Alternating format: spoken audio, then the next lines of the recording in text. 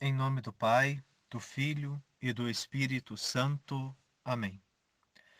Meu Senhor e meu Deus, creio firmemente que estás aqui, que me vês, que me ouves.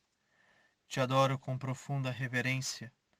Te peço perdão dos meus pecados e graça para fazer com fruto este tempo de oração. Minha Mãe Imaculada, São José, meu Pai e Senhor, anjo da guarda, intercedei por mim. Queridos irmãos e irmãs, nesse dia de hoje, nós nos encontramos com a palavra de Deus que nos convida a um tema muito especial, que é o da obediência, o de saber fazer a vontade de Deus.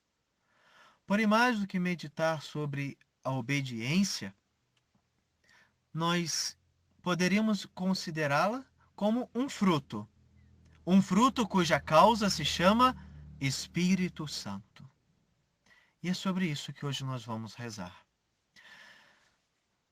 A fé nos ensina, a fé cristã, que nós cremos no Deus uno e trino. Uno em sua divindade, trino em suas pessoas. Nós cremos no Pai, no Filho e no Espírito Santo.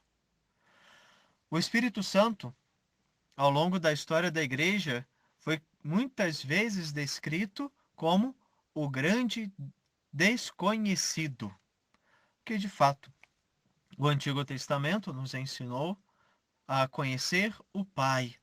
Ainda o Filho não havia sido revelado.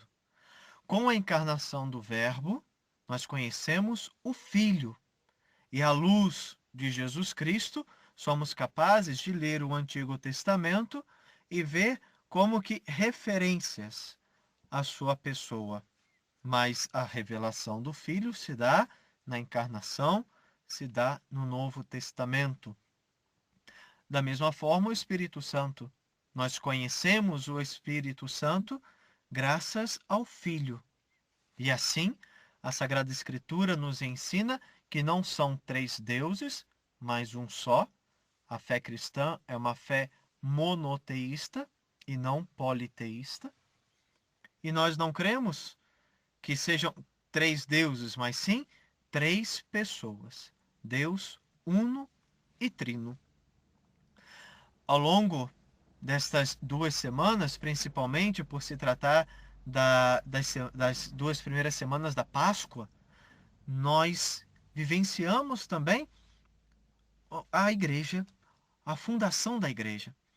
É verdade que existe na nossa fé como que uma passagem de memória.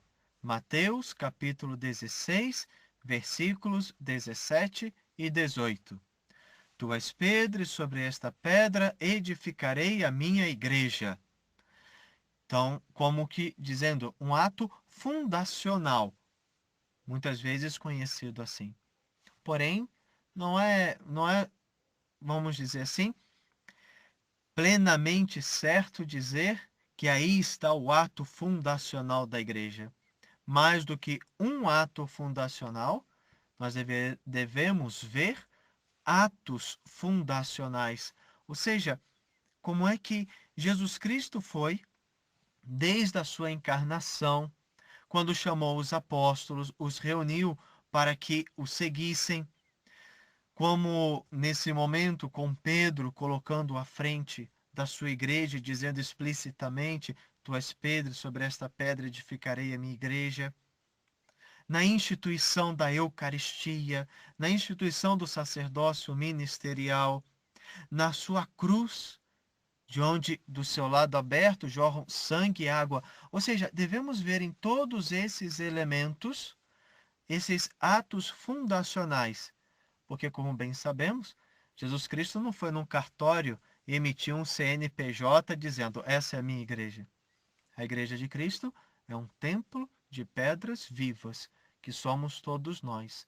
Uma igreja que está no céu, a igreja triunfante, a igreja que está no purgatório, que é o purgatório, igreja purgante, e a igreja que é cada um de nós que aqui nos reunimos, a igreja militante. Porém, em todas essas ações, o que nós vemos é aí a ação desse grande desconhecido, a ação do Espírito Santo.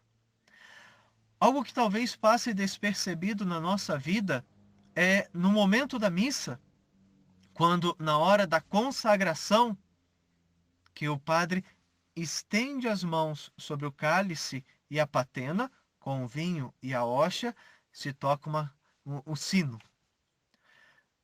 Esse não é o momento, o sino não é para dizer se ajoelhem, o sino é para dizer o Espírito Santo está agindo.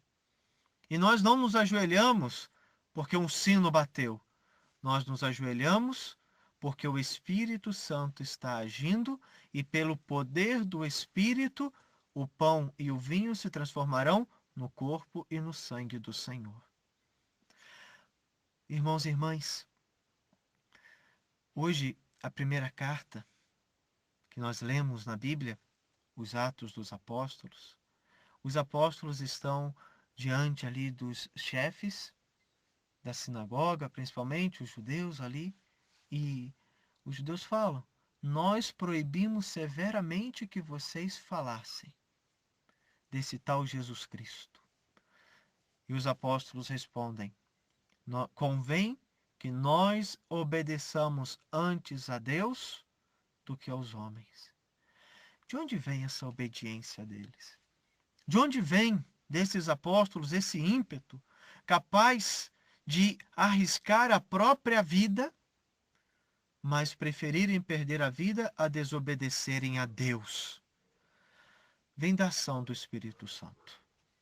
Quem obedece é guiado pelo Espírito Santo. Esse é o grande mistério desse tempo que nós estamos vivendo. Ainda vai demorar algumas semanas para que celebremos o dia de Pentecostes. Mas o que nós vamos celebrar, nós já celebramos na nossa vida, a ação do Espírito Santo. Todos nós que somos batizados, nos tornamos filhos de Deus pela ação do Espírito Santo.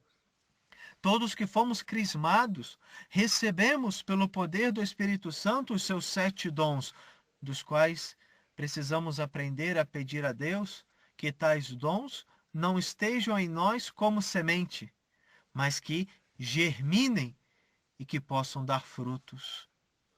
Às vezes, o grande desconhecido acaba se tornando o grande esquecido.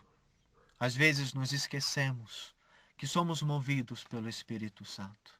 Às vezes nos esquecemos, como vai falar o Evangelho de hoje, quem nasce do alto é do alto. Quem nasce da terra fala das coisas da terra. Nós nascemos do alto, nós nascemos do poder do Espírito Santo. E é o poder do Espírito Santo que deve agir em nós. Quantas e quantas vezes pensamos que as coisas têm valor de acordo com a nossa capacidade e com os frutos que nós produzimos, como se o valor das coisas estivesse de acordo com as produções. Irmãos e irmãs, pensemos em uma imagem que talvez muitos já tenham visto alguma vez. Uma represa. Geralmente uma represa grande, que precisa de milhões e milhões de litros de água, precisa conter para não só abastecer uma cidade, como também para dar luz. Nós vemos um grande volume de água e vemos uma grande barreira. Geralmente são coisas que às vezes têm até quilômetros de comprimento, de largura, tem vários e vários metros, e às vezes nós podemos pensar, e podemos de fato, que a nossa vida é um pouco assim. Nós somos como que esta barreira, e a água é a vida, onde nós precisamos conter, precisamos deixar sair um pouco, precisamos utilizar para tantas coisas, e pensamos que a nossa vida é assim, que a ação do Espírito Santo está de acordo com a força que nós temos, essa barreira, para suportar as águas da vida. Mas quem já viu uma represa, aprendeu que o que se vê, geralmente, da construção desta barreira, esta barragem, é apenas 30%. O que dá força para que aguente toda a força daquela água está escondido. Geralmente o que se vê de uma represa são 30% a 40%. Os 70% a 60% que dão força para o que se vê está onde não se vê. É lá na fundação. Podemos dizer que comparativamente, não porque está escondido, mas porque é o mais importante, é o Espírito Santo. Esse grande desconhecido. Esse que às vezes esquecemos que está presente. É o que faz a maior parte de tudo aquilo que nós agimos no dia a dia. Se não fosse o Espírito Santo, as águas desta vida já teriam nos afogado. Se não fosse o poder do Espírito nos sustentando, nós já teríamos sucumbido há muito tempo. Pensemos, por exemplo, agora, nesse tempo que estamos vivendo, onde nós nem sempre podemos estar recebendo a comunhão eucarística presencial e falamos da comunhão espiritual. Às vezes pensamos que o mais importante é a comunhão presencial. É importante. É, em certo modo, o mais importante. Mas nesse momento em que não podemos, irmãos e irmãs, nesse momento em que estamos privados das celebrações presenciais da Santa Missa dentro de uma igreja, talvez a gente pense que estamos fracos na fé, estamos desanimados, que as coisas não estão dando certo e tantos problemas, como se no fundo fôssemos fracos totalmente, porque se eu não faço, eu não penso, eu não ajo, eu não busco, eu não procuro, é sempre eu, não vale a pena. E nos esquecemos que a ação do Espírito Santo está além das nossas forças. Que é o Espírito Santo que nos move e não somos nós que movemos o Espírito Santo. Às vezes pensamos que a ação do Espírito só é real se nós agimos, mas nos esquecemos que o Espírito Santo é tão real quanto esta fundação desta barragem, cuja importância está aí, ainda que não se veja. Queridos irmãos e irmãs, o Espírito Santo ele está na igreja nos seus grandes concílios. Está na igreja nas suas grandes decisões. Está na humanidade diante de tantas realidades que mudam a nossa vida. Mas o Espírito Santo também está com aquela pessoa que no silêncio do seu quarto clama ao Pai. O Espírito Santo age tanto quanto age em outros lugares. Quando um pai e uma mãe respondem, Deus te abençoe, quando o filho diz a sua bênção. O Espírito Santo age quando nós estamos em silêncio.